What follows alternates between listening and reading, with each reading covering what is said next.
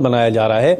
इस माहौल को बीजेपी डर और भय का माहौल कह रही है कि एक डर और भय का माहौल बनाया जा रहा है। हमारे साथ उत्तराखंड वक्फ बोर्ड के चेयरमैन बीजेपी प्रवक्ता शादाब शम्स से बात करते हैं। शादाब भाई, जिस तरह से बदरुद्दीन अजमल साहब ने एक बयान दिया है और वो ये कह रहे हैं कि ये एक वक्त ऐसा है जब मुसलमानों को घर में रहना चाहिए, सफ़र नहीं करना चाहिए, ट्रेन में नहीं जाना चाहिए।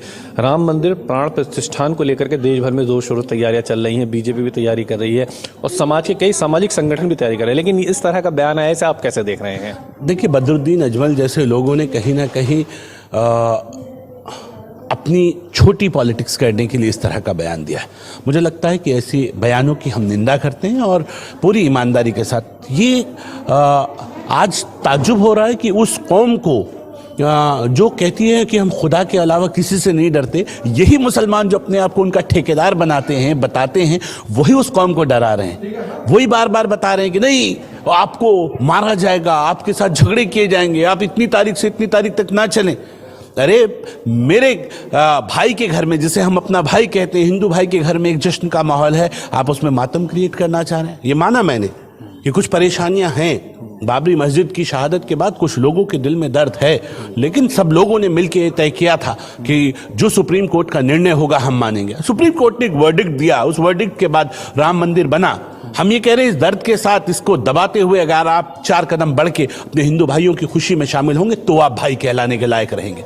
ये नहीं होता। हम तो कह रहे हैं, छोड़ो कल की बातें, कल की बात पुरानी, नए दौर में लिखेंगे हम मिलकर नई कहानी, हम हिंदुस्तानी। इस सोच के साथ हमें आगे बढ़ने की जरूरत है। लेकिन बार बार ये बहरूपिये बन के जिस तरह से कम्युनिटी को डरा रहे हैं, जिस तरह से ये बार बार मुस्लिम समाज के साथ अपनी वोट बैंक पॉलिटिक्स को जिंदा रखने के लिए इस तरह की हरकत कर रहे हैं, मैं कह रहा हूं अब इसके लिए इस देश में कहीं कोई जगह नहीं है, कोई गुंजाइश नहीं है और इस देश में किसी को डरने की जरूरत नहीं है। मैं भारतीय जनता पार्टी का एक जिम्मेदार कार्यकर्ता होने के नाते, क्योंकि मैं भी पार्टी को अपनी मां मानता हूं, मैं ये कह सकता हूं कि जितनी पार्टी है मेरे प्रधानमंत्री मोदी जी की है, ये माननीय नड्डा जी की, उतनी ही शादाब शम्स की भी है। और इसलिए मैं कह सकता हूं कि किसी को डरने की जरूरत नहीं है, किसी को घबराने की जरूरत नहीं है। ये खुशी का वातावरण है किसी के लिए, आप उसमें मातम क्रिएट करने की कोशिश ना करें किसी को। लेकिन शादाब भाई, क्या आपको लगता नहीं है कि इस सब से एक डिवाइड एंड रूल वाली एक पॉलिसी कहीं ना कहीं दिखाई दे रही है? देश में एक जो माहौल और एक वातावरण बन रहा है, उससे डिवाइडेशन नहीं होगा? आपको लगता नहीं है इस तरह के बयान से? मैं कह रहा हूं यही तो चाहता है विपक्ष, कि हम डिवाइड करके मुसलमानों को अपनी वोट बैंक पॉलिटिक्स तक सीमित रख सकें। उसके पास इसके अलावा और कुछ बचा नहीं है।